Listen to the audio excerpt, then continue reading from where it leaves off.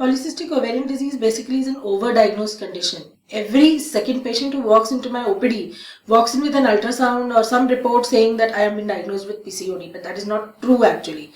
Because every patient who is overweight or who has a slight amount of hair growth on the face or an ultrasound report which shows multiple cysts does not mean PCOD. But then yes, the disease burden of PCOD is definitely increasing globally, especially in cosmopolitan cities like Gurgaon, Delhi and all these places where fast food has become a culture. The stress of studies, the reduction in the outdoor activities and the change in eating habits, the drift towards fast foods is causing more of teenage obesity. That is the basic reason which sort of precipitates or leads the girl into this condition of PCOD.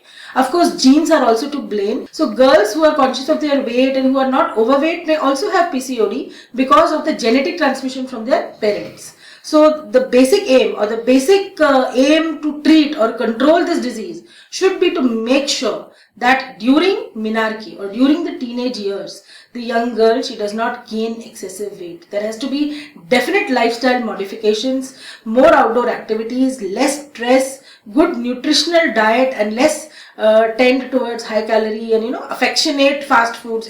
So whenever a doctor or you are even suspecting a diagnosis of PCOD, please get in touch with a gynecologist, a good gynecologist who will do the relevant investigations and genuinely diagnose if you have a condition or not. And if you have a condition of PCOD, it is not very difficult to treat, just a lifestyle modification. Remember, PCOD if not treated early can lead to a lot of problems later on, like starting with infertility, that is difficulty in conceiving, to even endometrial cancers and diabetes later in life. For more information on this disease, I will be available on live chat and you can please be free to pop in all the questions you have and I will be available to answer them.